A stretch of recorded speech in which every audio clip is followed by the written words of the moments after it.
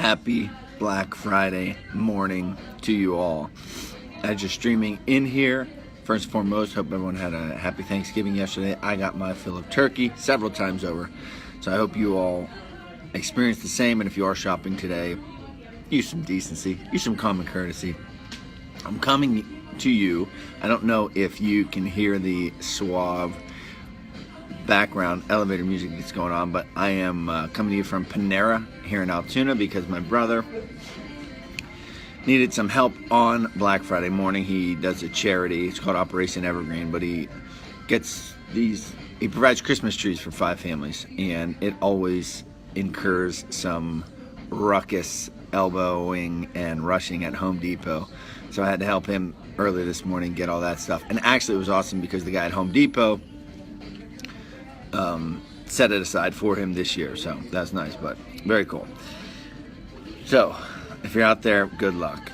So we're reading the book Think and Grow Rich by Napoleon Hill, and today's title is called Fear and Failure. One of the biggest handicaps that holds us back from everything that we don't do in life is that of fear. Failure is one thing that we're all afraid of. And before I get into the book, I want to start by giving you guys a little story. Yesterday was Thanksgiving, and I was talking to one of my cousins who is very like-minded and, just a growth mindset-oriented guy. And I was talking to him, and I was talking about cold calls, and I was saying, man, I'm so terrible making cold calls, but I put them in every week. And he said, that's the difference. You're doing it. You're doing it. No, people don't do it. You're doing it. So what's that mean to you? Whatever that thing is that you are afraid of, whatever that thing is that I don't want to fail at this, I don't want to sound like an idiot on the phone. Well, guess what? If you sound like an idiot on the phone, you sound like an idiot on the phone. Pick up the phone and call someone else until you don't sound like an idiot. And that's my mindset with something so simple as making those phone calls, because just a little bit of growth every single time. So where we're at in the book right now, he's talking about early America, way early America, like Declaration of Independence sort of America. And he talks about Sam Adams and John Hancock, because he was just talking about the origins of men with a decision. We've been talking about making decisions and lack of procrastination and being courageous lately. And he says, he's talking about the origins of the Declaration of Independence, the origins of our freedom as a country. And he goes back prior. He says it's not just George Washington. It happened many, many, many years before George Washington. And he's talking about the First Continental Congress. Andrew, I know you're watching right now. You'll, one, I think, appreciate this, and two, don't call me an idiot if I get this history mixed up, because it wasn't until I'm 35 years old that I actually care about history. But he talks about this idea of failure, and he says, locked in that room were 2 men, and he's talking about prior to the First Continental Congress, the origins of the Declaration of Independence. Locked in that room were 2 men immune to fear, blind to the possibility of failure. John Hancock and Sam Adams. Listen to that again. 2 men immune to fear, blind to the possibility of failure. What stinking freedom is that? Blind to fear.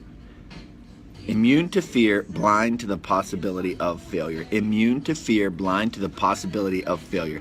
Think of those 2 things as giant rocks in your backpack. So you're wearing a backpack right now and you have 2 giant rocks in it. One is fear and the other one is failure. They're 2 just giant rocks that hinder every single thing you do. Imagine just taking that backpack and throwing it in the river. In that analogy, I use that analogy often, I feel like the stress in my shoulders going. Just imagine that. Fear, boom, throw it out the window. Fear, failure, boom, fear and failure, out, in the garbage, in the river, floating away. Such a liberating feeling, and I don't just want to get all rah-rah soapboxy here, but honestly, what are you? So I would ask you this, and you can comment below, you can think about it, take it however you want. What are you afraid of? And what's the worst thing that could happen as a result of that fear? Talk to a girl, look like a dummy. Ask for a promotion, get shot down. Even lose your job, then what? Then you can find another job. Lose that job, then what? Then you find another job. My podcast, A Fighter's Mindset, that's what it's about. Sorry about that.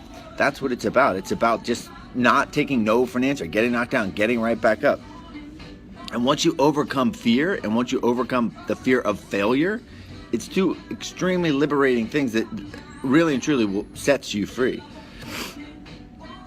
Now, He goes on to talk about, it says, long and hard the committee labored on a document which would mean that every man who signed it was signing his own death warrant. So think about that. We, today, in our world, we're afraid of all kinds of things. We worry about all kinds of things. I got to Panera and I thought, holy cow, do they have Wi-Fi? How am I going to do this video, right? How trivial and stupid is that? These men, we're talking about decisions, making decisions. These men made a decision. This is my definiteness of purpose. I have unwavering faith in what I'm doing, and I'm going to persist through it. They had the cojones to make that decision. Now, you're not signing your own death warrant. You're not, raising your hand to say I'm revolting against America and I'll be put to death if it doesn't work. No, you're not doing that at all. The only thing you got to worry about is maybe looking like a dummy or like, whatever it is. It's certainly not signing your death warrant.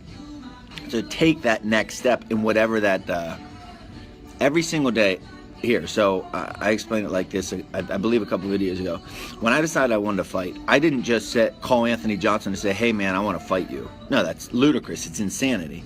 What I did was I went to the gym on the first day, and then the second day, and then the third, and then on like the 1000th day of doing it every day, then I fought Anthony Johnson. So if there is something you're afraid of, a sort of fear that you're trying to overcome, little by little by little by little by little. It's called The Slight Edge. It's a wonderful book, The Slight Edge. Small, consistent actions repeated over time equal giant results. So identify that fear. I know some of you are posting below here what fear is to you. Identify that fear.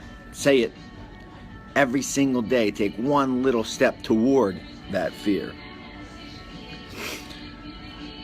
He goes on to say, talking about tying up this idea of early America and how we were formed. It says, by that decision, the men that decided, this is what I stand for. Stand for something or fall for anything. Stand for something or fall for anything. Understand your core values. Who are you? What is your definiteness of purpose? Why are you on this earth? Why are you on this earth? When you can answer that question clearly, all that trivial crap that I was talking about earlier tends to just dissipate because you focus forward. You focus on what you are definitely purposed toward. But he goes to say, by that decision came into existence a nation destined to bring to mankind forever the privilege of making decisions. So the decisions that those men made hundreds and 300, 400 years ago gave us the ability to make whatever decisions we want to make on a daily basis. There's a couple things I want to touch on towards the end of this chapter. So he says this, pretty powerful fact here. 98 out of every 100 people working for wages today, and this is back in the 1900s, 98 out of 100 people working for wages today are in the positions they hold because they lacked the definiteness of purpose to plan a definite position and knowledge of how to choose an employer. So 98% of people are in the job they are because they fell into it. They didn't identify, boom, I want that position, and go for it. 98 out of 100, the majority, let's just say the majority of people are there because they just life just happened to trickle them into that spot. Make it different. Don't let life happen to you. You happen to life. Pick it, identify it. He goes on to say that the trouble with college, and I don't want to get into a big educational thing, but the trouble with college is kids can graduate, I think, without even a specialization, without a major, undeclared major. What the heck does that mean? Identify what the heck you want. What the heck do you want? For me, from the time I was a kid, it was state title, straight A's, All-American medal, teacher wrestling coach, then UFC, and now it's speaking, inspiring people. That's my freaking definiteness of purpose. That's what I live for every single day. What do you live for? What do you stand for? If you don't know it, just try 1,000 things until you stinking find something. Inaction solves nothing, people. Procrastination solves nothing. Decision is the opposite of procrastination. So one more point, and then I'm going to finish my unbelievable Cinnamon Crunch bagel and then get home to my reality with my daughter who's probably jumping off the walls already. He says, the person who reaches a definite decision to to procure the particular job and make life, listen to this, the person who makes a definite decision to procure the particular job and make life pay the price he asks, makes life pay the price he asks, does not stake his life on that decision. He stakes his economic freedom. So that's just saying we're not staking our lives. We're making a decision to make our lives better. Identify that definiteness of purpose and pursue it. And I'm going to read a sentence again. The person who makes life pay the price he asks. You're not just trickling. You're not just rolling down a mountain. You're not just rolling down a mountain. No, you're freaking happening. You're living. Take life by the cojones and say, life, this is what you owe me because I'm the Spaniard and I said so. I'm Joe. I'm Zach. I'm whomever. I'm Andrew. This is who I am and this is what I want. Carpe diem. Seize the day. Fight well. You all have a kick butt Friday. It is Friday. It is Good Friday. If you're out there shopping, be safe. Be courteous to your neighbors. I don't want to see any highlight clips of chaos going on. And on Sunday, I will be launching the AMX Fight Club. And the AMX Fight Club, I've been thinking a lot about this and like the different copy to write or who's it for. It's for these people. It's for people who love learning.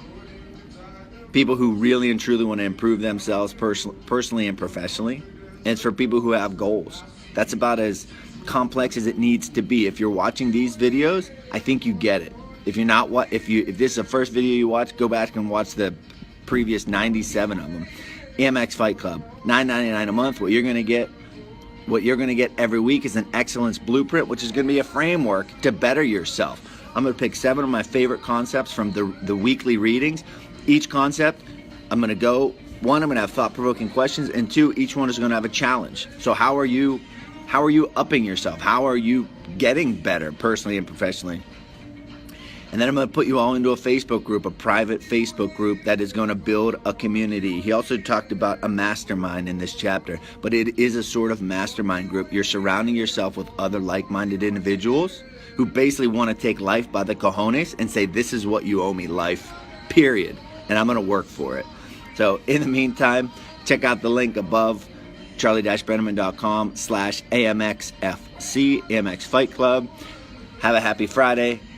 Get to the gym, work off that turkey. Carpe diem, fight well. Hasta mañana.